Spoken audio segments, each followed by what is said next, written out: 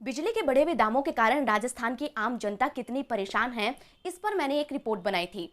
और इसके बाद मुझे सैकड़ों लोगों ने ये बताया कि आखिर उन्होंने कितना ज्यादा बिल भरा है इस लॉकडाउन के दौरान और वो कितना परेशान हो चुके हैं बिजली के बढ़े हुए दामों के कारण। लेकिन क्या आपने कभी ये ध्यान दिया है कि बिजली का बिल इतना ज्यादा आता कैसे है?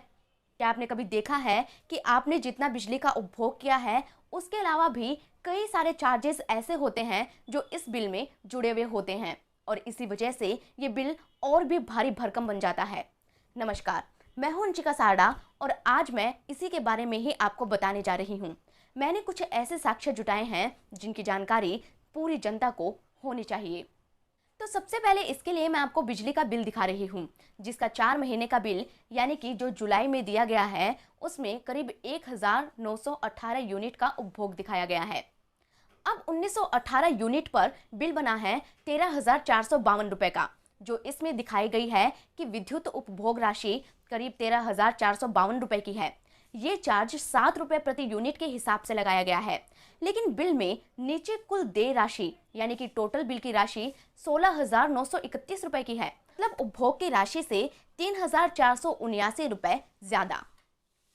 इस 3,479 रुपए की राशि को विभाग ने किस तरह से एडजस्ट किया है वो भी मैं आपको पॉइंट वाइज समझा देती हूँ। इस बिल में 4 महीने का 1,380 रुपए का स्थायी शुल्क जोड़ा गया है, यानी कि 1 महीने का स्थायी शुल्क करीब 350 रुपए है।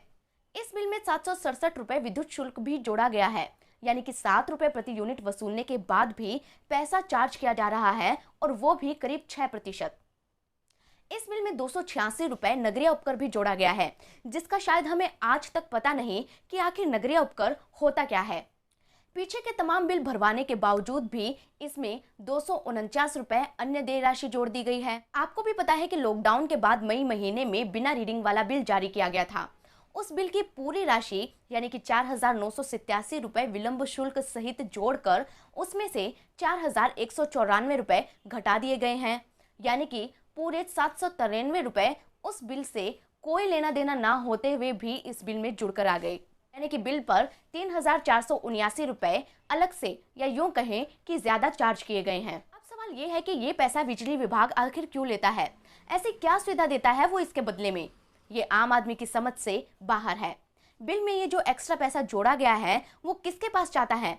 क्या ये पैसा निगम के पास जाता है या फिर कहीं और जाता है? और अगर ये पैसा निगम के पास जाता है तो फिर भी निगम और बिजली कंपनियां हमेशा घाटे में क्यों चलते हैं? राजस्थान में हर 2 महीने बाद करीब 50 लाख बिल जारी होते हैं, लेकिन इतना जबरदस्त पैसा वसूल करने के बाद भी बिजली कंपनियां खुद को घाटे में बताती है। सरकार महंगी बिजली खरीदती है और बिजली के दाम के बोझ के नीचे दबता है आम आदमी। बिजली से जुड़ी हुई बहुत सारी अलग अलग खबरें अखबारों में आती है। हाल ही के 15 अगस्त के अखबार में ये खबर आई थी कि बिजली वितरण कंपनियों ने बिना जरूरत ही लाइनें अंडरग्राउंड कर दी और अब इस मामले की जांच की जा रही है।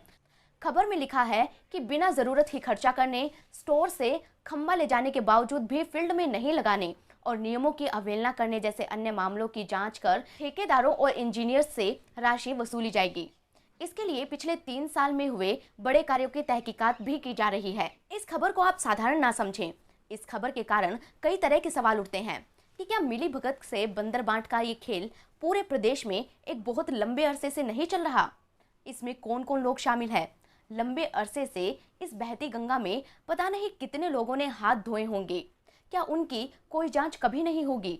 क्या हमारे जनप्रतिनिधि विधानसभा और लोकसभा में आम आदमी से जुड़ा ये मुद्दा कभी उठाएंगे? तो बिल अगर 13,000 का हो तो उसमें तरह तरह के चार्ज जोड़कर उसे 16,000 का बना दिया जाता है। और अगर आप विभाग में जाकर इस बिल को समझना चाहें या फिर इसे कम करवाना चाहें तो ना आपकी सुनवाई होगी और ना ही बिल कम होगा। कुल मिलाकर बिल भरने के अलावा एक आम आदमी के पास और कोई चारा नहीं रहता। बिजली के बिलों में किस तरह से पैसे को बढ़ा चढ़ाकर वसूल किया जा रहा है ये आपको समझाने के लिए मैंने ये रिपोर्ट बनाई थी। अगली रिपोर्ट मैं बनाऊंगी बिजली विभागों में फैले भ्रष्टाचार पर और प्रदेश में बिजली चोरी को रोकने में सरकार की नाकामी पर। इस रिपोर्ट को आप शेयर करें ताकि ये मुद्दा एक मुहिम बन सके और सरकार को जनता की बात सुनने पर मजबूर होना पड़े। जनता के हितों से जुड़ी ऐसी ही दूसरी कई रिपोर्ट्स मैंने बनाई है, उन्हें भी आप जरूर देखें और सरकार तक पहुंचाएं। आप सभी के सहयोग की मुझे ज़रूरत है ताकि आपसे जुड़े मुद्दों को मैं सरकार तक पहुंचा सकूं। इसलिए मैं अपील करती हूं कि इस रिपोर्ट को अगर आप फेसबुक पेज पर देख रहे हैं तो पेज को ज़रूर लाइक कर लें और यूट्यूब चैनल पर देख रहे हैं तो चैनल को सब्सक्राइब कर लें। धन्यवाद।